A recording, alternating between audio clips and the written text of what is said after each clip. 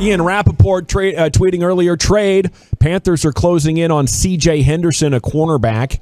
And he was taken 10th overall a few years ago. The details, tied in Dan Arnold and a third to the Jags for the former first and a fifth. Immediate help in Carolina while Henderson starts new. Would you have beaten that offer if you're the Cowboys for Hendo? Gosh, I think it's a great question. And my initial reaction is probably yes.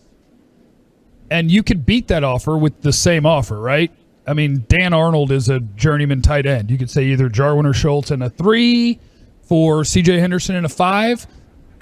And I believe I would. The wild card is, what do the teams know about the player that we're not privy to? Because I remember... Oh, Jeffrey, you're getting smart in this day and age. I remember earlier this offseason when they were talking about trading him, and there was a story about how they had to go to the house to get him or talk to him or whatever. And I was like, okay, that sounds mental health related. And so you got to figure all that stuff out. But for a guy who a year and a half ago was a top 10 pick that plays corner and you're struggling at corner, I'd love to throw him in the mix. So my initial gut instinct is yes, I would have beaten that, with the caveat of I also don't know.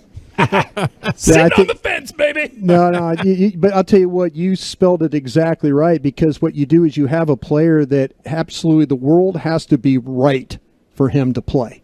And there's things he deals with. There's a lot of field things that he has to deal with along the way. And the Jaguars were willing to do the best they could to try and work through those things. This regime, this current administration, didn't draft this player. This was a David Caldwell pick. And so with that being said, they're like, man, okay, let's learn about this guy. Well, he doesn't want to do this, and he doesn't want to do that, and he has to have this perfect, and he has to have that. And there's just a lot of things that the Jaguars front office and coaching staff had to do to get Henderson even to the point of playing.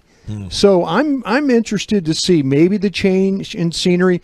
If you trust what's going on with the Cowboys and their player program stuff and support groups and all that stuff, go get you a football player.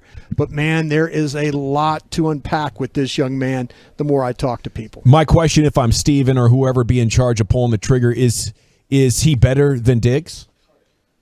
Nothing in his NFL career says yes. Only his draft status says yes. I'm not bringing on that baggage unless he's going to move right up there and stay there. And maybe, you know what? You want to get real reckless on the radio? It's one of my favorite things to do. Yeah. Let's do it, Jeff. We got to do something. Texter already said it. It's as well as I could have said it from the 214. Getting out of Jacksonville is good for anyone's mental health.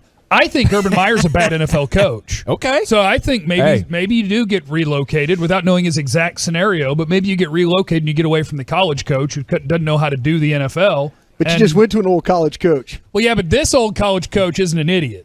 And, and not that I'm calling Urban that. You I'm did. Just what saying did you this just call guy it? isn't. You called Urban Meyer an idiot. No. I'm saying this guy is not related in any way. Matt Rule's not an idiot. Right, which doesn't in any way relate to Urban. But he's not a college idiot where Urban Meyer's a college idiot. I think that Matt Rule might be able to deal with humans better than Urban Meyer can. I like it. That's what I'm saying. There.